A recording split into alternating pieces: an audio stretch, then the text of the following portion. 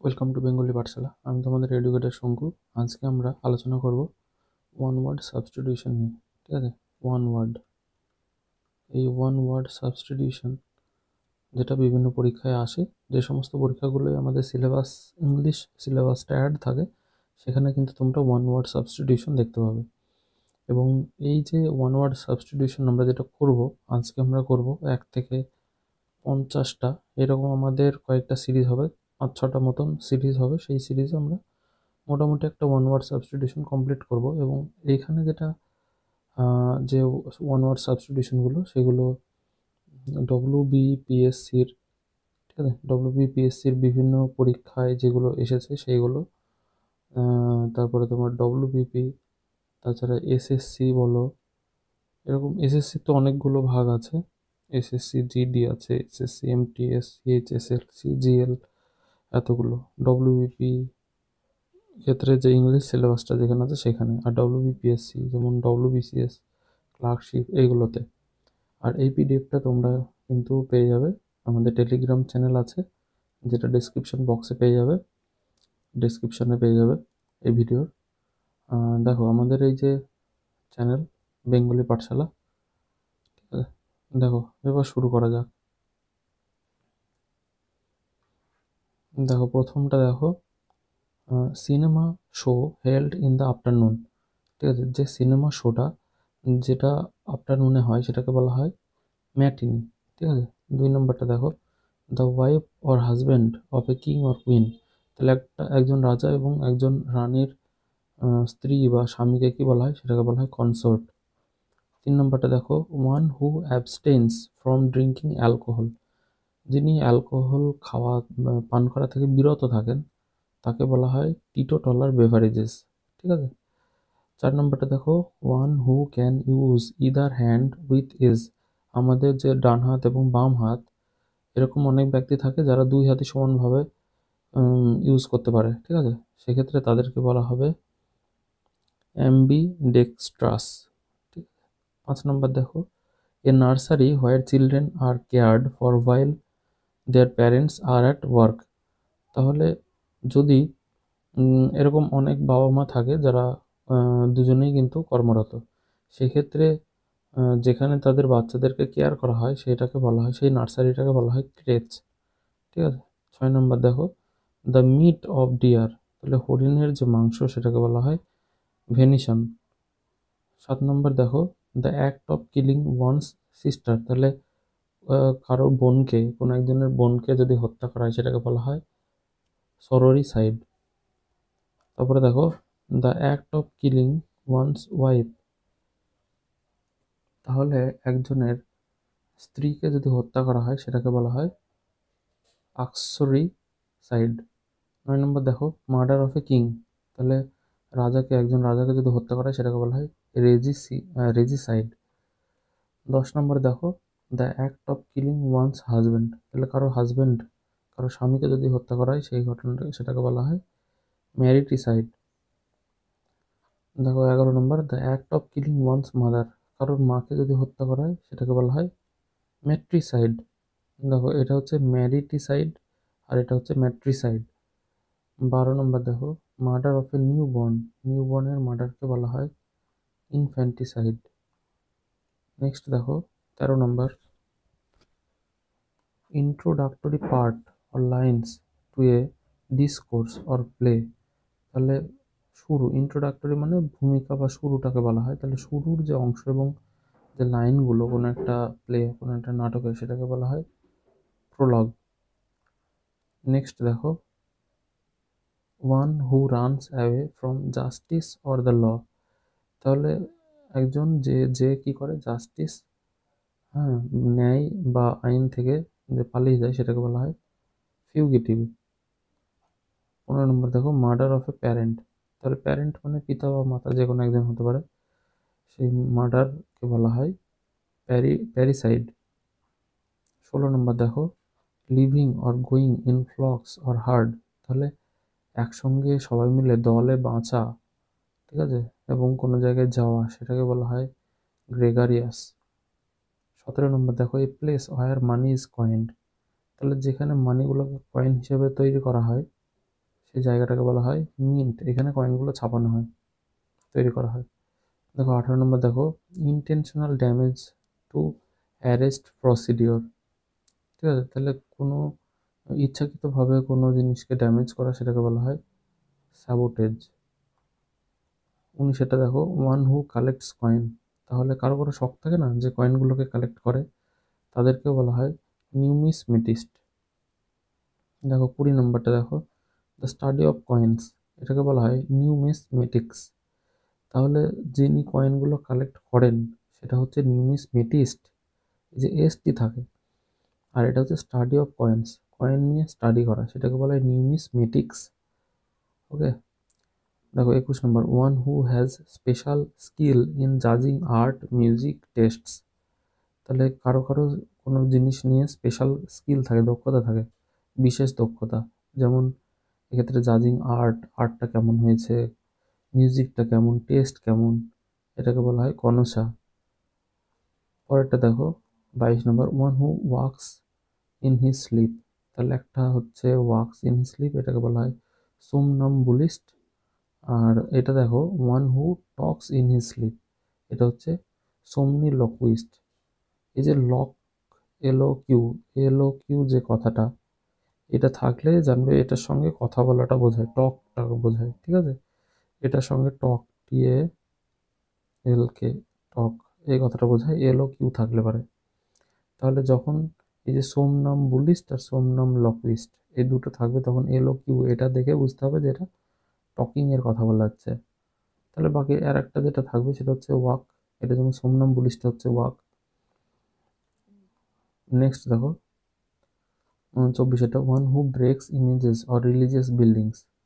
তাহলে ধর্মীয় যে বিল্ডিংগুলো, ঠিক আছে, বা ইমেজেস যেগুলো থাকে সেগুলোকে যদি ভেঙে ফেলা হয় সেটাকে বলা হয় আইকোনোক্লাস্ট।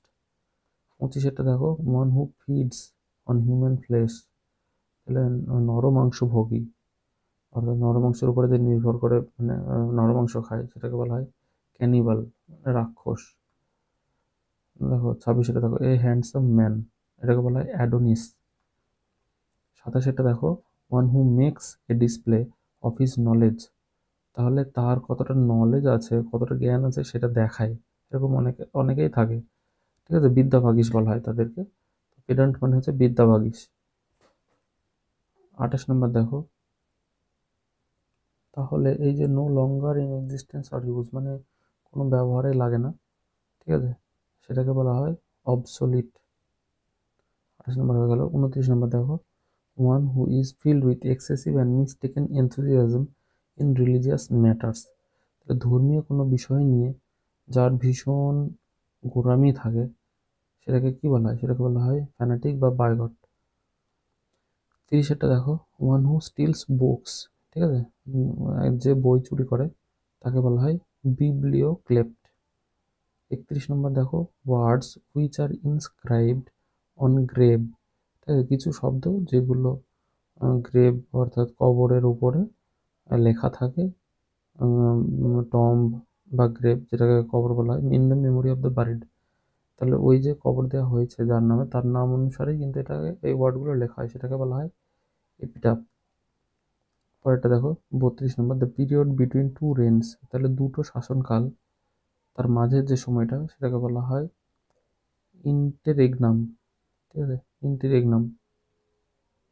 The act of speaking disrespectfully about sacred things. তাহলে কোনো পবিত্র, স্যাক্রেড মানে পবিত্র, পবিত্র বিষয় নিয়ে যদি অশ্রদ্ধার সঙ্গে কোনো কিছু বলা হয় সেটাকে বলা হয় ব্লাসফেমি।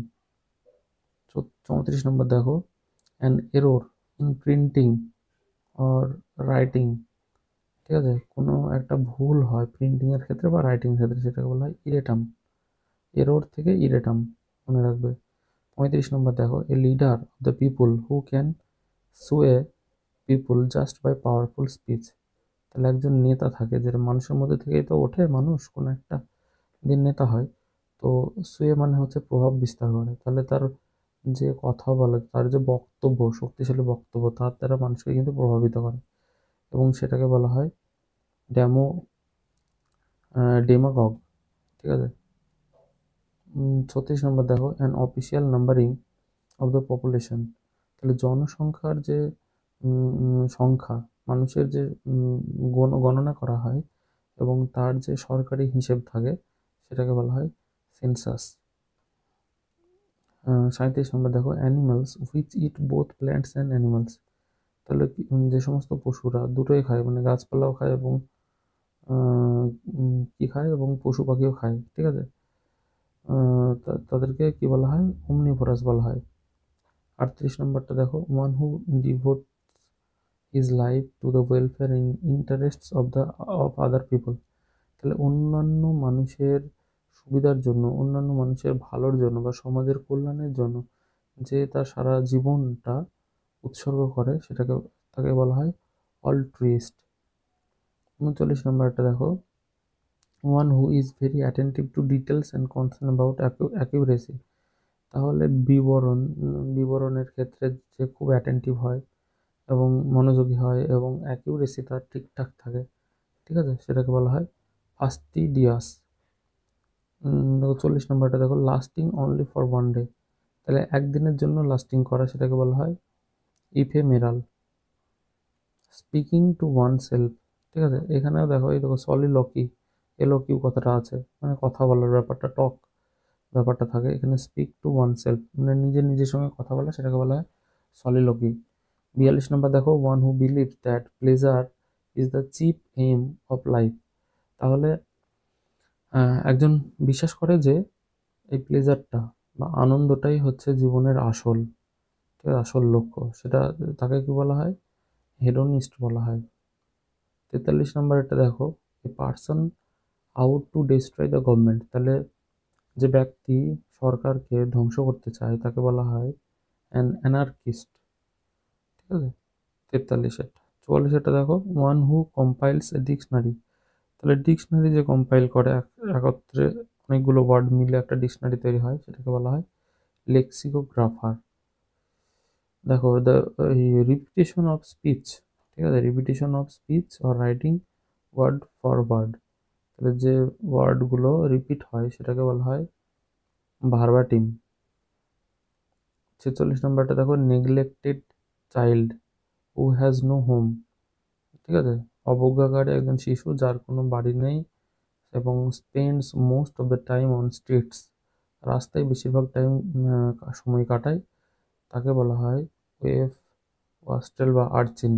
ঠিক আছে। 47 দেখো, a person of outgoing nature. ঠিক আছে, একজন ব্যক্তি যিনি বহির্মুখী প্রকৃতির, তাকে বলা হয় এক্সট্রোভার্ট। দেখো, a person who makes his journey on foot. তাহলে একজন ব্যক্তি যিনি তার যাত্রা পায়ে হেঁটে করেন, তাকে বলা হয় পেডেস্ট্রিয়ান। ঠিক আছে, পেডেস্ট্রিয়ান বলে। দেখো, one leaving at the same time as another.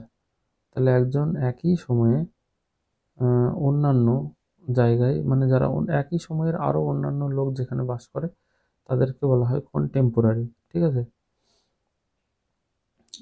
দেখো 50, এটা দেখো, representation of a person in sculpture. তাহলে স্কাল্পচারের ক্ষেত্রে representation or any other dimensional medium, যেমন প্রতিকৃতি যেগুলো তোমার 3 ডাইমেনশনাল হবে, আমরা বলতে পারি 3D টাইপের, সেটাকে কি বলা হয়, সেটাকে বলা হয় এফিজি। ঠিক আছে। তাহলে দেখো, এই ছিল আমাদের 50টা ওয়ান ওয়ার্ড সাবস্টিটিউশন। আজকের এই ভিডিওতে আমরা এতদূর পর্যন্ত করলাম। এই 50টা করে আমরা এই সিরিজটা করতে থাকবো এবং এইগুলো যেগুলো আমরা করলাম সেগুলো কিন্তু বিভিন্ন পরীক্ষায় এসেছে এবং এগুলো খুবই ইম্পর্টেন্ট, মানে কোনো না কোনো পরীক্ষাতে দেখাই যায়। সুতরাং এগুলো তোমরা প্রত্যেকটা খুব ভালোভাবে করবে। যদি কোনোটা বুঝতে না পারো তাহলে অবশ্যই কমেন্ট করে জানিও, আমি কমেন্টের উত্তর দিয়ে দেবো তোমাদেরকে। আর যদি ভিডিওটা যদি অবশ্যই তোমাদের ভালো লেগে থাকে তাহলে কিন্তু একটা লাইক করে দিও এবং সাবস্ক্রাইব বাটনটা প্রেস করে রেখো, যাতে এরকম আরও অনেক ভিডিও তোমরা প্রতিনিয়ত পেতে থাকো। আশা করি তোমাদের প্রিপারেশনের ক্ষেত্রে এই ভিডিওটা ভীষণ কাজে লাগবে। আর এই পিডিএফটা পেতে তোমাদের কিন্তু টেলিগ্রাম গ্রুপে অবশ্যই জয়েন হতে হবে, যাতে তোমরা এই পিডিএফটা পেয়ে যেতে পারো। ঠিক আছে। এছাড়াও হোয়াটসঅ্যাপের গ্রুপ আছে, সেটাতে জয়েন হয়ে থাকতে পারো, সেখানেও অনেক রকমের তথ্য আমি দেবো। হ্যাঁ, তো চলো thank you for watching, have a nice day.